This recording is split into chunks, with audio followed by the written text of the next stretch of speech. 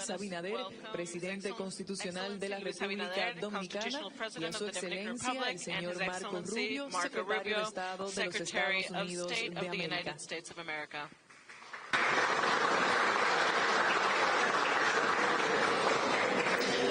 Buenas tardes, damas y caballeros. Les damos la bienvenida a este Salón de Embajadores del Palacio Nacional, sede del Gobierno Dominicano, donde recibimos a su excelencia, el señor Marco Rubio, secretario de Estado de los Estados Unidos de América, y la delegación que le acompaña en su visita oficial a la República Dominicana. De inmediato damos inicio a esta rueda de prensa. Tiene la palabra el excelentísimo señor Luis Abinader, presidente constitucional de la República Dominicana. Agradecemos la presencia del secretario Marco Rubio, de su delegación. We welcome Marco Rubio, his delegation, Madam Vice President, Foreign Minister, ministers. Thank you all for being here. Es un honor para la It is an honor for the Dominican Republic to welcome the Secretary of State, Marco Rubio, on this visit that reaffirms the goal to strengthen bilateral relations with the United States of America. In our meeting, we discussed issues of great importance to both countries, highlighting cooperation in security, migration, and trade, areas where our relationship has shown significant progress. I thank the U.S. for its support in the fight against drug trafficking, organized crime, and irregular migration, which shows our shared commitment for a Caribbean that is safer and more prosperous. Given the growing threat of synthetic drugs and as a result of our bilateral conversations, I have decided to appoint Vice Admiral Cabrera Ulloa as our drug czar, in charge of leading our joint efforts with the United States to stop the expansion of this substance, which has taken many lives in your country. Cabrera Ulloa's great record prepare him to lead this new initiative successfully. In their security, the DR has shown itself to be a strategic ally in the region. We have a holistic plan for migration control and for fighting criminal structures, which include strengthening our armed forces, implementing advanced technology for biometric identification, hardening measures against criminals, and strengthening our legislation to go against drugs and transnational crime. We also have international legal cooperation that is high level, with robust cooperation in extraditions and enforcing the law, which is unprecedented in the region. The DR's commitment to regional stability is firm. In this regard, we discussed the crisis in Haiti. This is a situation that requires a coordinated, solid response from the entire international community. We have reiterated that there is no Dominican solution for the Haitian crisis. That is why we have highlighted the urgent need to have greater financial support for the multilateral support led by Kenya, the goal being to expand its operational capacity and ensure effective actions. We also highlighted the importance of reestablishing humanitarian assistance to avoid a worsening of the crisis and a possible uncontrollable migration wave that would affect both the Dominican Republic and the United States. We agree that there is no time to lose, Mr. Secretary. The Haitian situation is a threat to security in the entire region, including that of the United States. Every day that passes is a day of fire and blood. Haiti is drowning. While a significant part of the international community is passively watching from the sidelines without showing the commitment that this serious situation requires, we both know that we must not shirk our responsibility to have firm determination. Given the situation in the case of Haiti, the leadership of the U.S. is fundamental and there is no substitute. Regarding the 10th Summit of the Americas that will be held in December in Punta Cana, we agree that it is important to strengthen regional integration as a road for the social and economic development of our peoples, always marked by democracy, freedom, and the respect for the fundamental values that unite us. One of the key issues in our conversation was also the development of rare earths, a resource that has great potential for the Dominican Republic. In this case, there are new opportunities for growth and investment and would make us more competitive in international markets. Our country continues to become consolidated as a place for tourism par excellence with a favorable business climate and important modernization in this area. In spite of the challenges that we still face, we are very willing to go towards a more prosperous, safe, and equal Dominican Republic. In closing, this visit, Secretary Rubio strengthens the relationship of mutual respect, cooperation, and friendship among our countries. We are committed to continue to working together in order to promote peace, well-being, and progress in hopes of a shared future of prosperity and stability in our region. Thank you, Secretary Rubio, for your visit, for your ongoing commitment and your favorable opinion of the Dominican Republic. Let us continue to move forward together with a vision, with determination, and a great feeling of hope in the future. Thank you very much.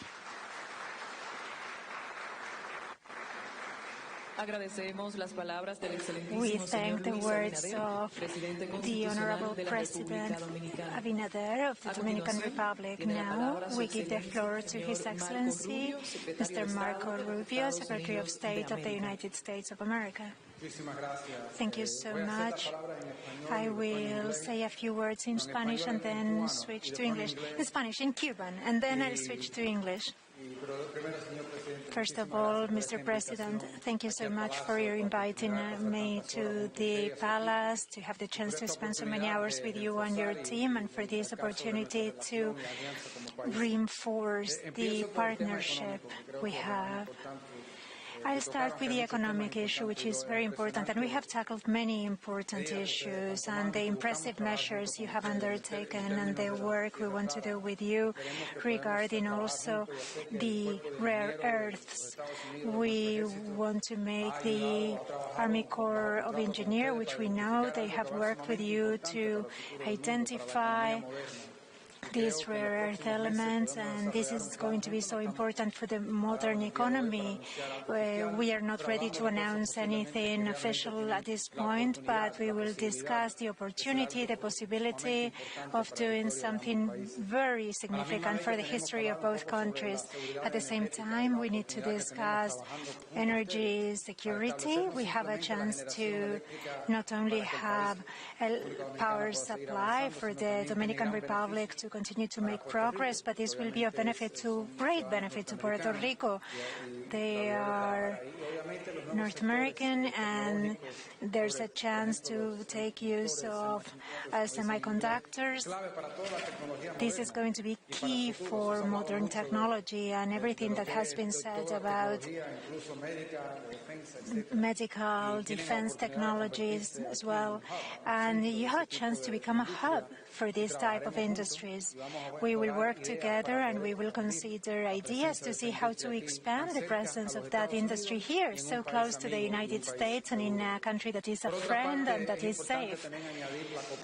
On the other hand, I want to highlight the anti-corruption, anti-drug work we've done together. Impressive work. We have seen the figures you have been able to achieve in so few years. Stopping drugs, same for the United States.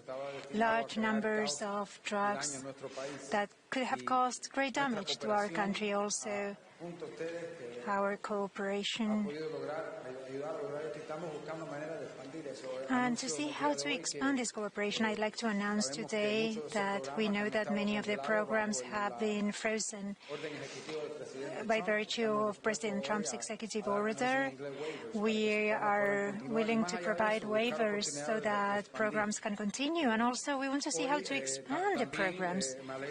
I am happy to announce today that we have entered into an MOU to formalize the presence of a CBP agent, Customs and Border Patrol from the United States, to work together with the national police to improve our efforts, and we will see how we can enhance access to certain technologies which will allow to grow what you are doing, and we will do this together. On the other hand, we cannot forget the issue of Haiti. I'd like to make a few points clear.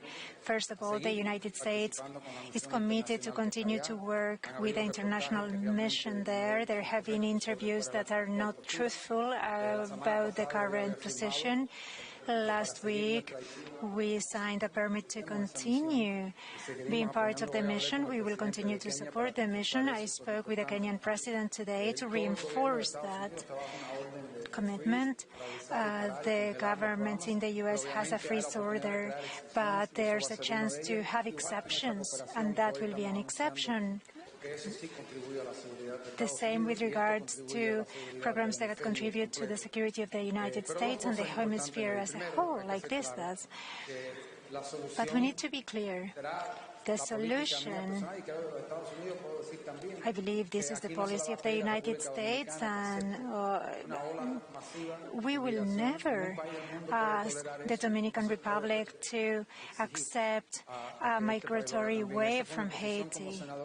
This was my position as senator, and it is my position as Secretary of State. Secondly, the solution for Haiti is in the hands of the Haitian people, in the hands of the Haitian elite. But we will help. We cannot ignore the problems there. Their future, their destiny is in their hands. Unfortunately, today, large part of the territory is under the control of armed, dangerous gangs. And we have to face that. The first goal is peacemaking there. And that is the objective of the mission which we'll continue to support. But we have to understand that the mission needs to be broadened for it to be able to eliminate these gangs. If that can be achieved, we need to discuss the future of Haiti, the opportunity they have to become a place where so many industries that are located today in other continents, like manufacturing, textiles, those things that already exist, they could be expanded. They could reach more people. They could give rise to jobs. They could give an investment opportunity. But that is impossible if there's no security. So the first issue to tackle is the violence and insecurity, because we see this large territory ruled by gangs. As you know, as a senator, I worked on Hope Help. You know, I was one of the sponsors of that draft bill. Now another senator is working on that. The idea is to continue with that law so that those opportunities can be there for Haiti and its future. It is an issue of great importance. We care about it. And I know it is a matter you cannot ignore here, and you have not ignored it. You have done a lot, and we will do our parts as well. Finally, I'd like to say that the summit in December will be key. We hope to join all of the democratic governments in the region to discuss these issues. To discuss, however, not only the challenges the hemisphere faces, but also the opportunities available. We will do everything possible for the summit to be successful. Thanks for this opportunity. Talk about a number of things that we discussed today. The first is economic development.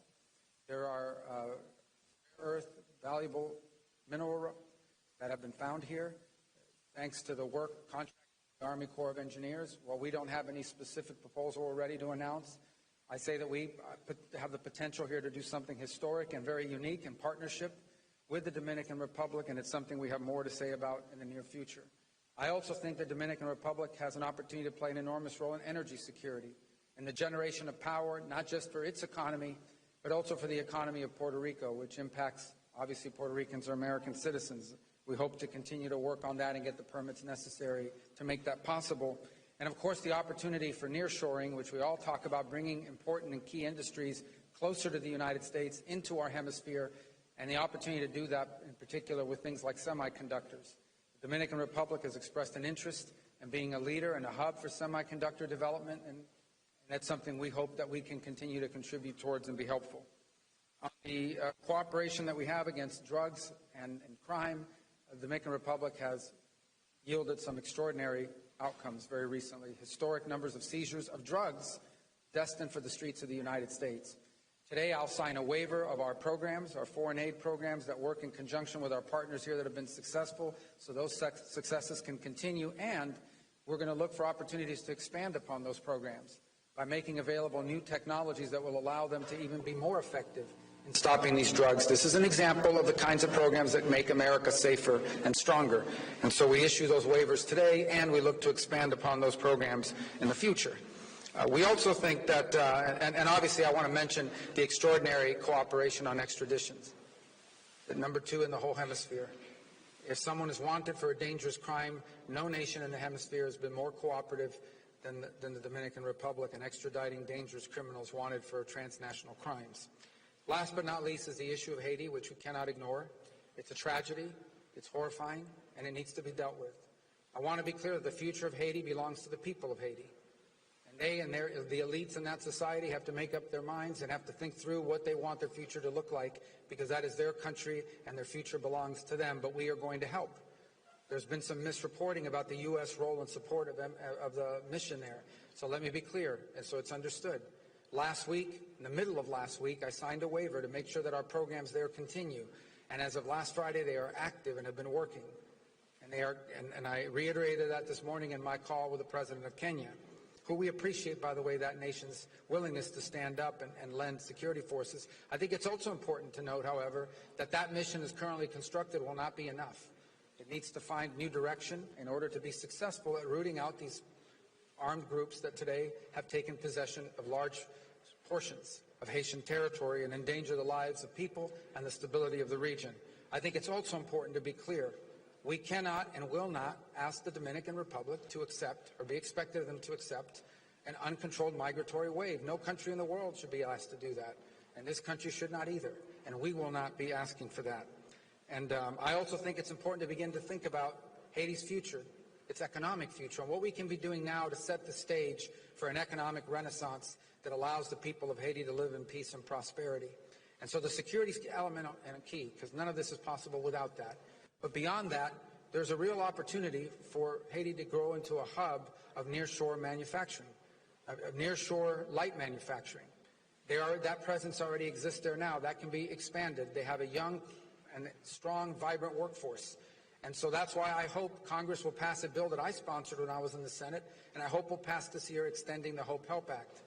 If we can deal with the security challenges and pass legislation that give investors certainty about the future, we hope to see more investments that bring those industries from other continents here to our hemisphere, shortening supply chains and creating prosperity and opportunity for the people of Haiti. And last but not least, we are committed to making the upcoming Summit of the Americas here in December very, very successful. It comes at a key moment in the history of our hemisphere, and we will do everything possible to work with our partners and our allies here in the Dominican Republic to make sure that that summit is a success. Thank you. Thank you, Mr. President. Muchas gracias.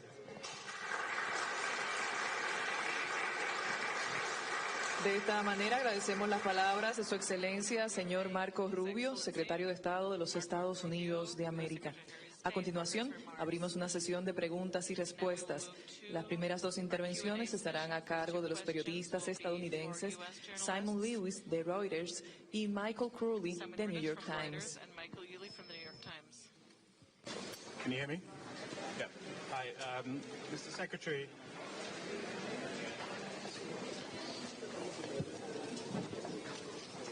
Hello? Yeah, okay. Secretary Rubio, you said that you were going to skip the G20 foreign ministers meeting in South Africa because of your disagreements with the government there. Could you tell us whether the whole Trump administration, the whole U.S. government, is going to skip all of the G20 events in South Africa this year? And do you feel that by doing this, by missing this meeting, you're ceding global leadership to other countries like the BRICS countries and China specifically? And secondly, just on Gaza, because you addressed it yesterday during your press conference, during your comments, you mentioned that the plan that the president set forward would only move Palestinians from Gaza out temporarily. The president has said, I think it's pretty clear from his comments today, that he's talking about permanently resettling Palestinians from Gaza. Could you tell us whether this administration is planning to facilitate the forced displacement of those Palestinians? Point of the G20, I think the whole topic of the G20 gathering is one that I don't think we should be focused on, talking about global inclusion, equity, and these sorts of things. I think we should be focused on things like terrorism and energy security and the real threats to the national security of multiple countries. So we'll have representation there of some sort, I imagine, but I'm just not attending it because instead I'll be hopefully traveling to parts of the world and meeting with leaders and others during that time period where we can focus on the issues that are directly before us, and that I think should be the top priority because they align with our national interest. As far as your question about the Gaza piece, let me go back and say that place right now, and I think the aerial images confirm, is not habitable, not just because of destruction due to the conflict and the fact that the Hamas cowards hide underground, but also because there are unexploded munitions. There are all kinds of weapons, including Hamas weapons in the location. That all has to be cleaned up. I think President Trump has offered to go in and be a part of that solution. And if some other country is willing to step forward and do it themselves, then that would be great. But no one seems to be rushing forward to do that. And that has to happen. That's the reality. That place, Gaza, right now has unexploded munitions, lots of rockets and weapons and other things that Hamas was using there. And that needs to be dealt with. And it's very difficult to do that when you have populations on top of you. If some other country is willing to step forward and do that job themselves, then I encourage them to do so. But it seems to me that there are a lot of countries in the world that like to express concern about Gaza and about the Palestinian people, but very few are willing in the past to do anything concrete about it. And so I think President Trump is trying to stir that and hopefully get a reaction from some countries who do have both the economic and technological capacity to contribute to a post-conflict region. Will be able to return or not? Well, again, I mean, that area, when you're removing munitions that are unexploded, I don't think you want people living next to unexploded munitions and weapons depots that have been left behind or are in place because of what Hamas has done. So I think that's just a realistic reality that in order to fix a place like that, people are going to have to live somewhere else in the interim. And there are countries in the region who express a lot of concern about the Palestinian people. And we encourage them to step forward and provide a solution and an answer to that problem.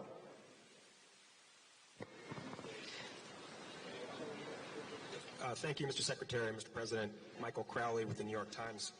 Mr. Secretary, there's some confusion today about American diplomacy with Panama now, as you must be aware.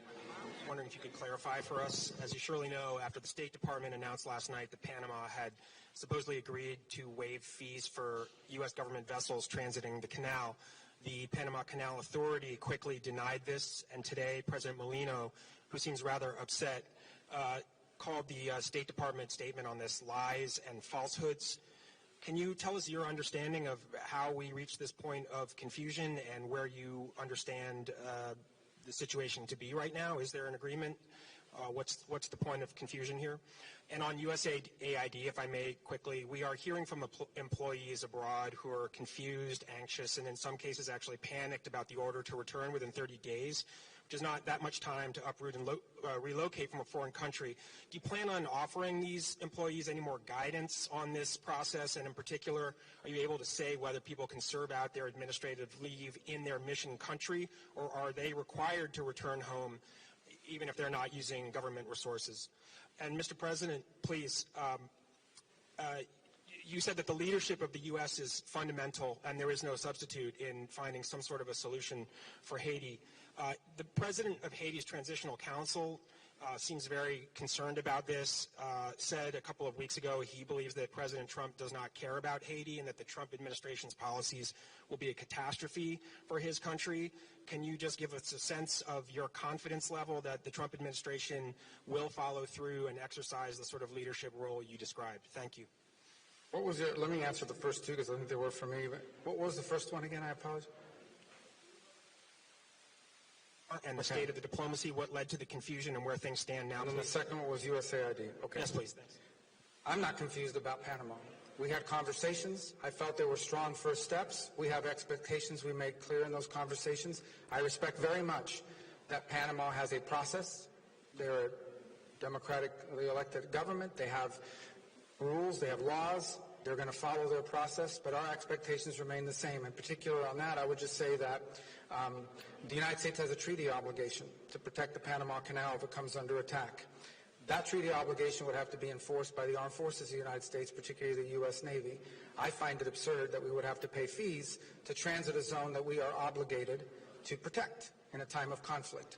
Those are our expectations. They were clear. They were clearly understood in those conversations. But I respect very much the fact that Panama has a process of laws and procedures that they need to follow as it relates to the Panamanian Canal authorities. We'll allow them to work through those processes. We intend to make it amicable the way our visits were. As far as the USAID, a couple points. The goal of our endeavor has always been to identify programs that work and continue them, and to identify programs that are not aligned with our national interests and identify those and address them. So we have sent out guidance to those deployed abroad that they will be on leave of absence, not fired, leave of absence as of Friday. And then we made very clear in the message, it's there and it's written in the message that was posted, that if there are exceptional circumstances regarding family or displacement, or maybe their spouse is employed in the embassy so they're co-located and their children are in school, there's room and space for that. We also made clear in the guidance that there would be specially designated programs that would not be a part of that order. And we are working through the process of identifying them now, what those specially designated programs are, and we will continue to work through the process of finding them. The third point I would make is that people were given 30 days that we would help bring them home if they so desire during that 30-day period. And at the same time, the expectation, as I said, that if they have a special condition or something's going on, we didn't list them all, but we're willing to listen to those. We're not trying to be disruptive to people's personal lives. We're not being punitive here. But this is the only way we've been able to get cooperation from USAID. I had preferred not to do it this way. When we tried to do it from the top down, by getting cooperation from the central office of USAID, what we found instead are people trying to use the system to sneak through payments and push through payments despite the stop order. We found people that were uncooperative in terms of giving us information and access, all very consistent with some of the things we experienced while we were in Congress. And so we've had to do this other route instead. But we are going to do foreign aid. The United States will be providing foreign aid, but it is going to be foreign aid that makes sense and is aligned with our national interest. And I know the last question wasn't for me, but I want to address that as well. Number one, the United Nations is sitting on $100 million in their fund. The United States has provided 15 of the $100 million for that fund. Okay? Only 13 million of that is currently frozen. That means they still have $85 million plus the 1-point-something million they spent that we already have in there available for the mission. That's clear. And that's not an impediment to the mission continuing. Beyond the UN fund, I've issued a waiver providing for the use of, I think it's close to $40 million of additional support. And those contracts are out there and they're working now. They're providing logistical support both to the mission and to the Haitian National Police. Those are facts. So I could just say that's a pretty strong commitment, and it's certainly a lot stronger commitment than some of the other rich countries around the world who aren't doing nearly as much. By the way, it's a credit to Kenya, who's come halfway around the world and are willing to stand up and do something about it, when countries in our own hemisphere, they're not willing to do anything about it. And I don't want to go through and list all of them and start some diplomatic fight my 2.5 weeks into my term here, but I'm just telling you there's some rich countries out there, and they're not doing nearly enough about it, and they could be doing more. So I encourage them to do more. Sorry. Yeah, can you repeat the question so I can fully understand? Yes, please. Has said that he does not believe President Trump cares about his country.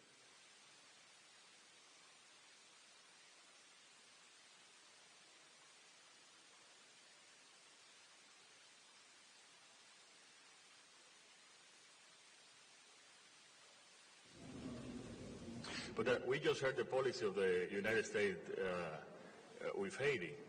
So I am pretty confident of this policy that the Secretary of State just mentioned. So we are pretty confident of what Secretary Rubio said, and if we follow that, we will see a peaceful Haiti in a couple of months. Agradecemos a Michael Crowley y a Simon Lewis por sus palabras y a seguidas las intervenciones de los periodistas dominicanos Uchi Lora y Nelson Rodríguez. Journalists Uchi Lora and Nelson Rodríguez.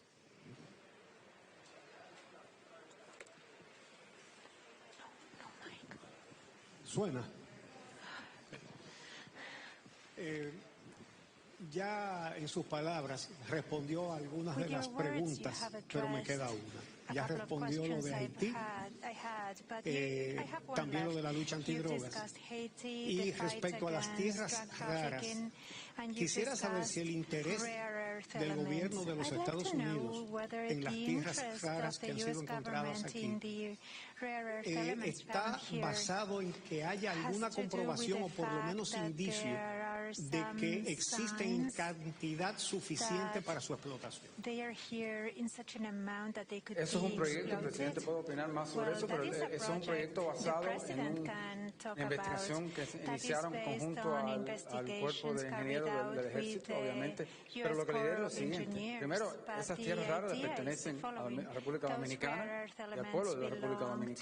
Lo que yo sí sé es que el mundo le va a hacer falta acceso a tierras raras para todas las tecnologías que son clave en este nuevo siglo y todos los avances tecnológicos que esperamos por delante, e incluso tecnologías que se utilizan en la defensa, pero también en todas las tecnologías avanzadas de esta nueva era. Y creo que un país amigo, aliado, en nuestro hemisferio, que tenga acceso a eso, es algo muy positivo y estamos dispuestos a ayudar a que puedan desarrollar la riqueza de República Dominicana. Es de ustedes, es de este país. Lo que estamos como socios para ayudarlos a desarrollarlo, porque prefiero que sea aquí a que estén en manos de un país que no es amigo, que no es aliado, en el otro lado del planeta. Y sobre ese tema, Uchi, nosotros hemos compartido informaciones preliminares, pero bastante positivas, de que muy posiblemente tenemos reservas brutas, tiene que venir después las reservas netas, unos 100 millones de toneladas, lo cual ya es significativo. De todas maneras, en aproximadamente unos 2 o 3 meses ya tendremos los números exactos, pero lo que tenemos ahora es bastante positivo, bastante optimista. Esto es una técnica muy especializada que se necesita también, como dice el secretario Rubio, la ayuda y la tecnología. Obviamente hemos constituido una compañía pública estatal para que pueda explotar esas tierras, pero el mercado está principalmente en Estados Unidos y que eso tiene su precio de mercado internacional, pero siempre es necesario una asesoría como la que estamos teniendo para una explotación eficiente y que tenga sentido común.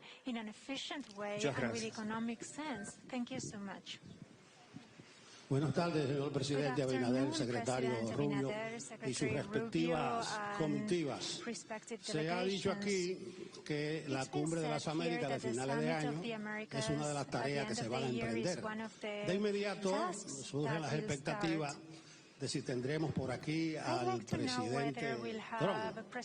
Pero recordando lo que ocurrió en Los Ángeles en la Cumbre de las Américas 2022, junio de 2022, el secretario de Estado de entonces presionó hasta lo indecible para que se excluyera de esa cumbre a Cuba, Venezuela y Nicaragua. A la postre no logró consenso entre los países latinoamericanos y Estados Unidos, como anfitrión, no invitó a Cuba, a Venezuela y a Nicaragua.